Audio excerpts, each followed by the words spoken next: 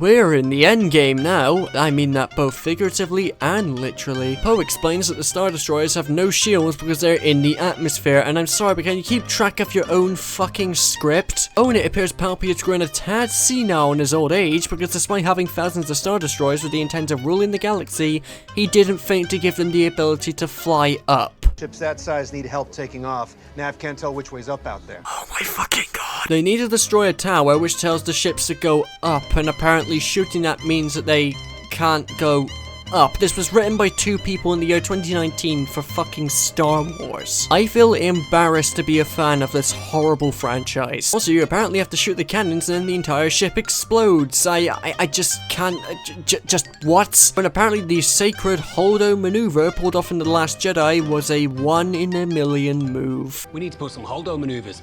Do some real damage. Come on, that move is 1 in a million. Yeah, I'm not buying that. But yes, apparently this means Holdo accidentally killed herself by trying to run away from the First Order. And despite the thought of that being absolutely hilarious, I have to ask why Hux was shitting himself when Holdo turned her ship towards supremacy for pulling off a 1 in a million move. I guess Hux can see the future now. No wonder they killed him off.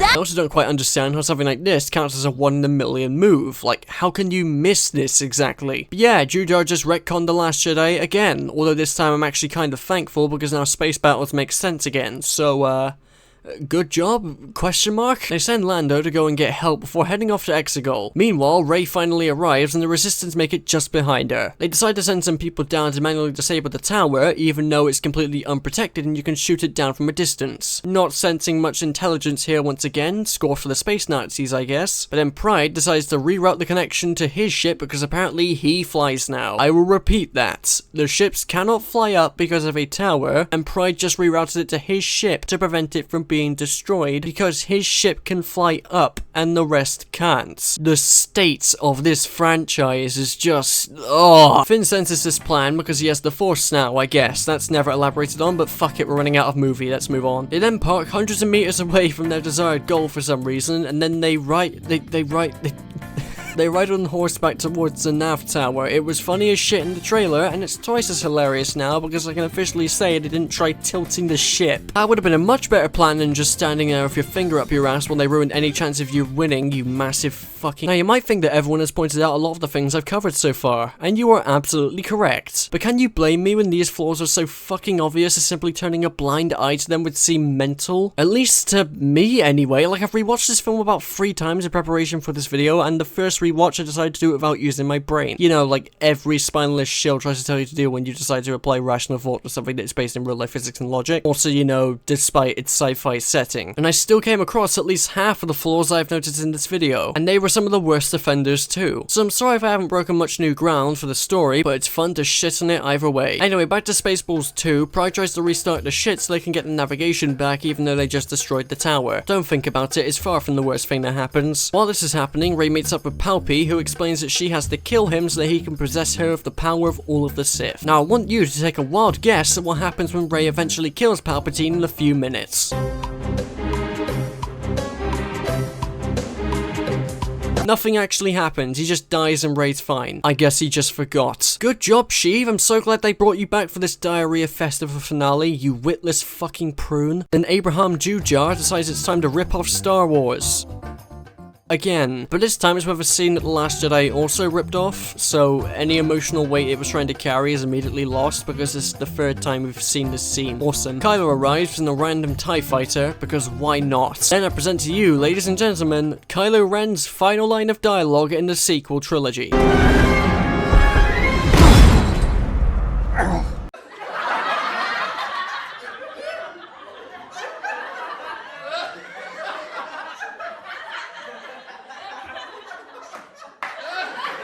You heard that right, folks. Kylo Ren's final line of dialogue is ow. Fucking ow.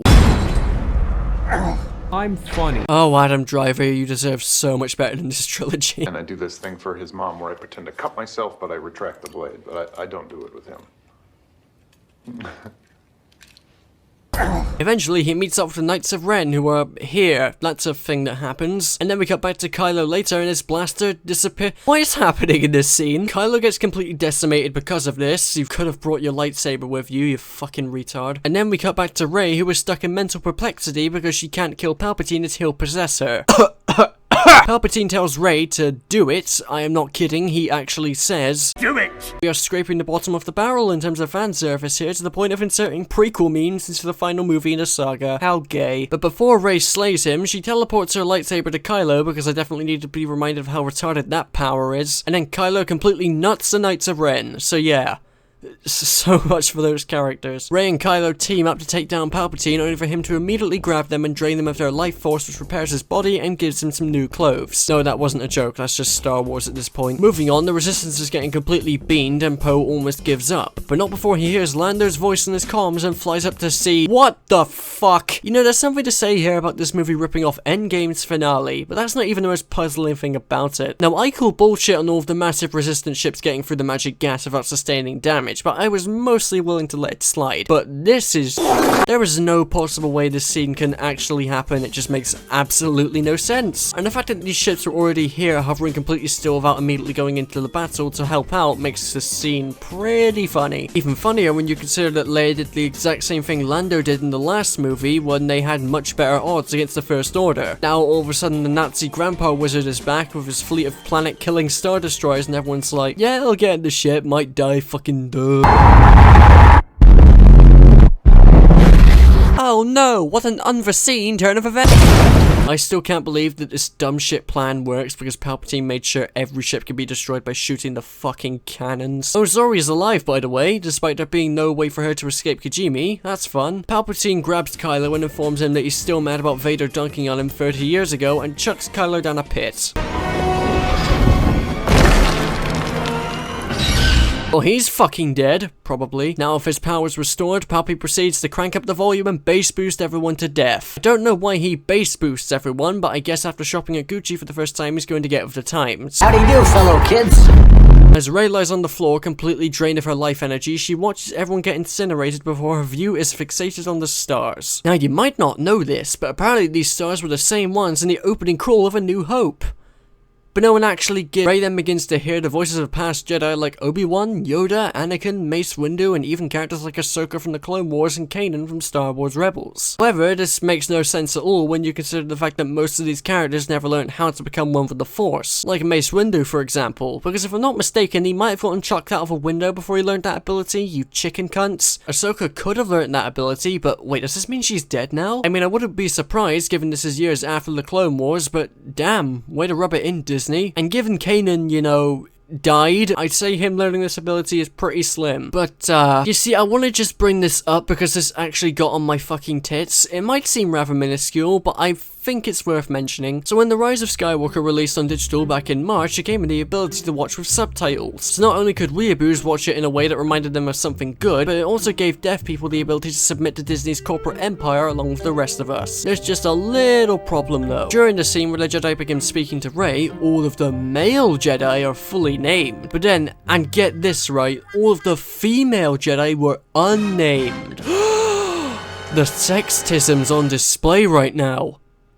I didn't really care. But there was something I did care about, and that was the fact that Ahsoka got fucked by this as well. Most of you probably don't know this, but Ahsoka is my favorite Star Wars character. So to say I wasn't annoyed would be a lie. Not because of the obvious mansplaining on display, because I'm not a faggot, but because of what this could potentially imply. Rey has been Disney's poster child for how to do female empowerment in Star Wars for a while, and given the recent choices the industry has made when it comes to female empowerment, Disney is basically setting a standard for how to write an overpowered, bitchy whore.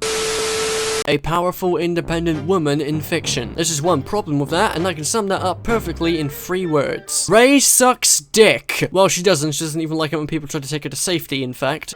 Stop taking my hat! But Rey isn't a good character. She is annoyingly overpowered for an unspeakably dumb reason, and she has no character. She's instead defined by a simple description. She's the most powerful Jedi to ever Jedi because Kylo exists and the galaxy just pooped out someone who could balance the power between them. She is the opposite of how to do a powerful female character. Contrast that with Ahsoka, who despite being slightly annoying at the start of the Clone Wars, quickly defines herself as an actual character with a personality, likability, and actually trains to get as insanely powerful as she is. All the while never existing to push some sort of agenda. Now, if you want to push a feminist agenda, then there's nothing wrong with doing so, but don't make it blatantly fucking obvious that you're doing it just for clout and empowerment, when people would be much more empowered and warm to a character with actual flaws, who acted like a person instead of a tool, and who realistically has the power they have by working hard for it. These reasons are why Ahsoka is my favorite Star Wars character, and is why when she faced down Darth Maul in Season 7 on her own, it didn't feel like the plot bullshitted her victory for her. She earned the power she has, and the battle was hard fucking won.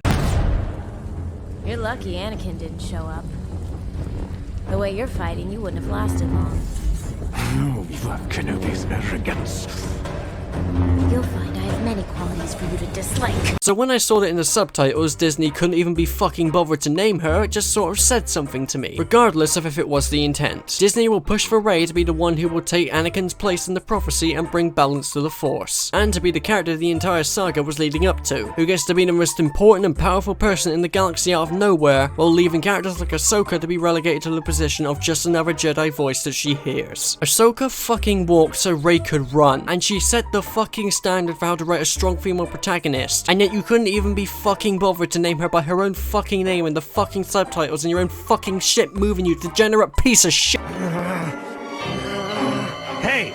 No! Stop! Just calm down! Don't do it! Anyway, Rey hears all the voices tell her to rise and that the power of all the Jedi exists in her now, because why not? Luke tells her the Force will always be with her, and then she grabs Leia's saber and stares down Palpatine. Palpatine blasts his lightning out at Rey and Rey begins to block it. You know, given the fact that this lightning of his just decimated an entire fleet, I would expect it to have a bit more of an impact than just acting like normal Sith lightning. I guess Palpatine was feeling just as suicidal as I was when watching this movie and wants to wrap things up quickly. I guess we'll never know. There's no explanation for that one, by the way, he just gives up. And look at Rey holding off Palps with one arm. Old Mace over here was simply a weakling. Check her out. While this is happening, Poe's plot armor reactivates and the rest of the characters who weren't destroyed continue the assault. We then get some dialogue. I guess that's the best I can describe it without bursting into tears. I am all the Sith. I am all the Sith. Senile and illiterate. I must remind you that there were two writers for this movie. I don't think I've established that yet, but I just wanted to, let you know about that. Rey, being a fan of the MCU, then responds by ripping off Tony Stark's fucking death scene. And I... Iron Man.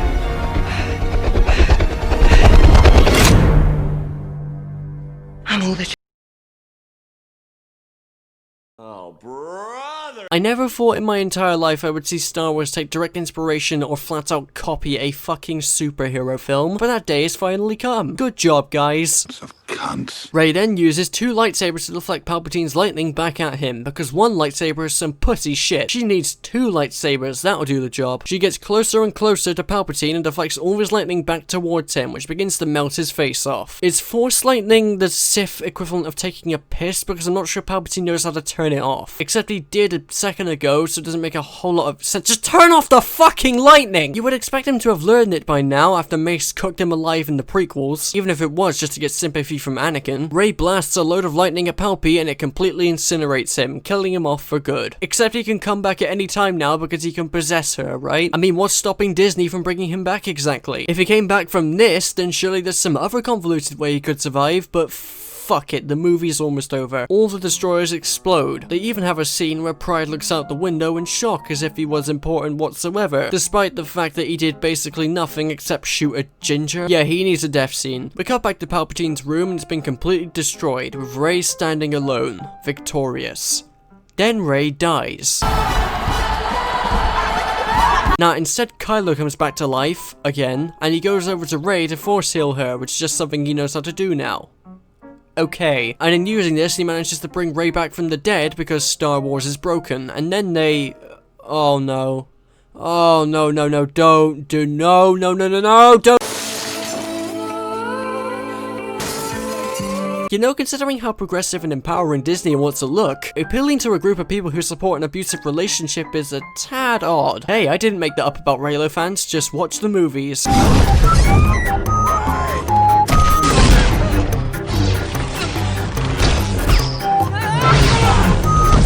were nobody.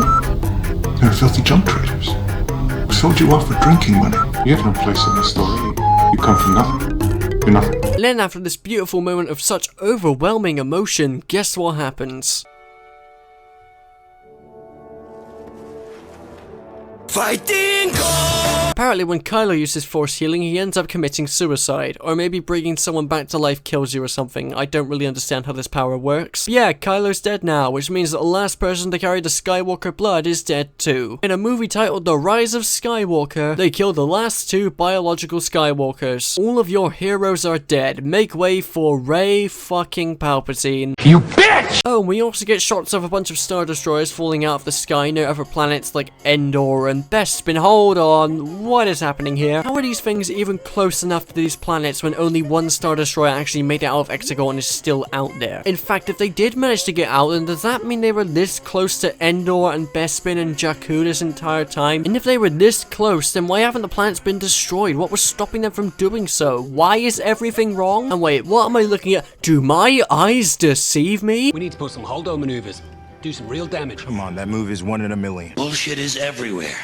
Bullshit is rampant. The Resistance starts celebrating since they defeated the First Order, even though they were about as competent as a Vietnam veteran wearing a sock on his head, and we get some stunning and brave gay representation. Nothing like a 2-second kissing scene to pander to people, while at the same time making it so inconsequential that China can edit it out without banning the film entirely. So brave. Hey Disney, maybe if you had a character who was gay, who was an actual character, and didn't give a fuck about what the Chinese thought, then maybe gay people wouldn't hate your movie. Rey, Poe, and Finn hug it out. And then Lando has some sexually suggestive dialogue with Finn. Orange Lady goes up to Chewie and hands him Leia's medal from A New Hope because she saw a bunch of memes about Chewie not getting a medal on r/Star Wars and decided to steal a medal from Leia's cold dead hands just to give it to him. This can't even be considered fan service anymore, it's just sad. We get to the final scene on Tatooine as Rey visits Luke's old home from A New Hope because Star Wars, and then she buries Luke and Leia's lightsabers in the sand before randomly pulling out and looking at her custom yellow lightsaber for no reason other than to show that she has it. Some hag asks Rey what her name is and she responds with Rey, but she's asking for her full name because why not? And then she responds with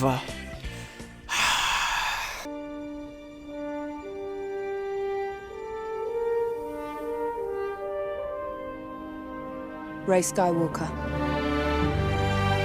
Didn't you just kiss the last person in the fucking bloodline that you just identified yourself with, you mongoloidic chucklefuck? Well, I guess that's one thing in this movie that's consistent with Star Wars, but you don't just take their names, you tit! Oh, and by the way, this means Palpatine won. All of the Skywalkers are dead and now his spawn is free to take the Skywalker name. A series about the Skywalkers triumphing over the dark side, and Palpatine himself ends with a Palpatine taking the name of the dead heroes that defeated Palpatine before. As Rey Palpatine finishes this sentence, she stares off towards the iconic binary sunset, even though it means absolutely nothing to her. When Luke looked towards it, it reflected his desire to be something more, to venture out beyond the stars and live his own life. Rey just took the meaning of that scene from Luke. Just like she took his lightsaber, his home, his name, his victory, she just takes everything. And then the credits roll.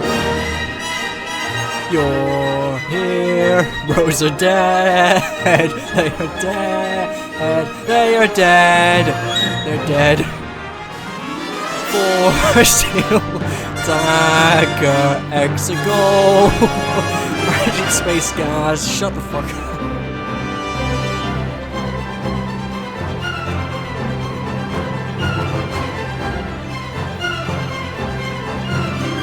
Wayfinder, Luke Saber, Palpatine, he's fucking back, get bent.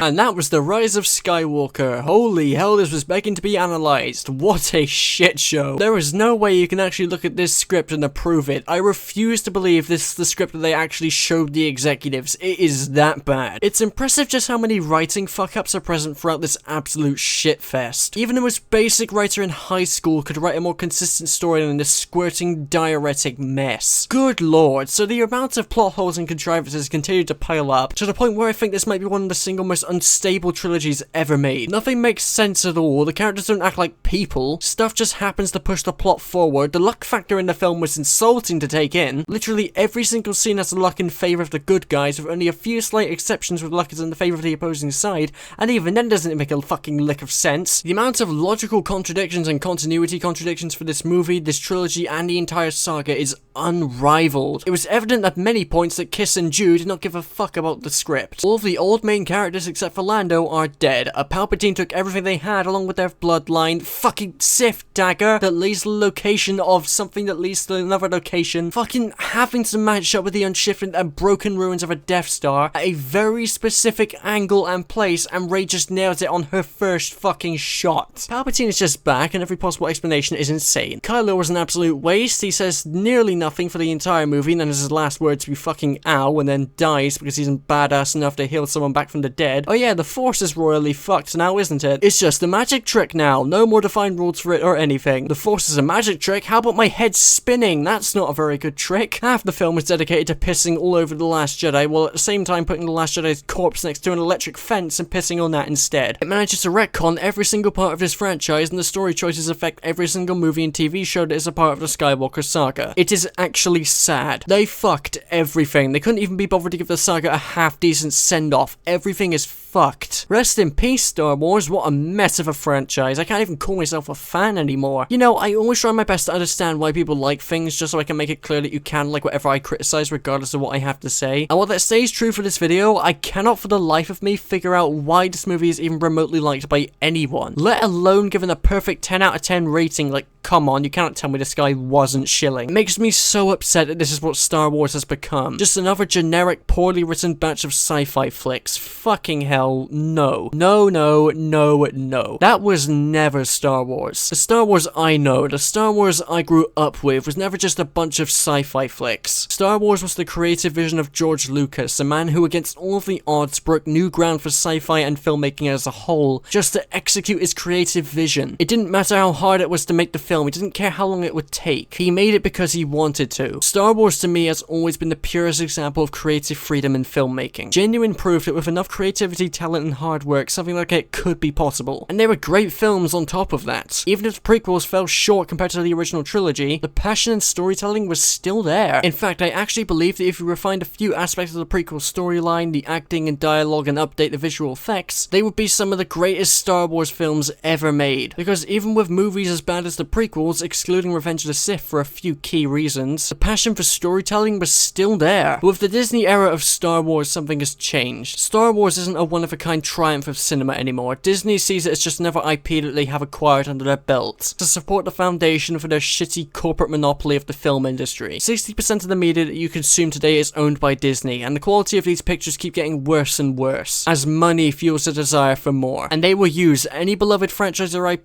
to get what they truly want. Anyone looking to make something quality at Disney will be heavily monitored so that it falls under their guidelines. And when it comes to Star Wars and it being handled by Kathleen Kennedy, it's clear that certain holders of certain IPs have their own interpretation of Disney's rules. Last year, when Kathleen Kennedy claimed that it's hard to make Star Wars movies because there was no source material to take from and adapt, despite the decades worth of comics and books that and what the fuck have you, it gave me a bit of a much needed wake up call. Even through The Force Awakens, Rogue One, Star Wars Rebels, The Last Jedi, and fucking Solo, I still considered myself a Star Wars fan. I still held on to hope that the franchise would one day reclaim its former glory. But just hearing the person in charge of the franchise disregard an entire world full of ideas to pursue the shitty films they wanted to produce changed my mind instantly. And The Rise of Skywalker finally broke me. I am no longer a fan of this franchise. You can lure me back with a final season for Clone Wars all you want, and yes, it was a fantastic ending to one of my favorite TV shows. But you, Disney, didn't fucking make it. It was a story that was already being told beforehand that you haphazardly stopped the moment you got your hands on the franchise. The Clone Wars was brought back to win back fans that Disney had disappointed, nothing more. It was a soulless act, plain plain and simple, and this is officially where I draw the line. I will casually watch things from Star Wars to pique my interest from time to time, but it will take something absolutely amazing to reel me back in. Star Wars is dead. Long live Star Wars. And unfortunately, that's just how it is nowadays. Disney may produce some top tier stuff a lot of the time, but their treatment of Star Wars is just sad to witness, and it pains me to talk like this about a franchise I have loved my entire life. But I'm officially done. For all of the joking I've been doing in this video, my true thoughts on The Rise of Skywalker are rooted in disappointment and misery, not just anger and laughter, although they were present too. But it pains me knowing that this is how the saga ends, and to think that we were led into this trap in the first place, just because we were curious to see the continuing adventures from the characters we loved in that galaxy far, far away. Fuck Disney, fuck Kathleen Kennedy, fuck JJ Abrams, fuck Chris Terrio,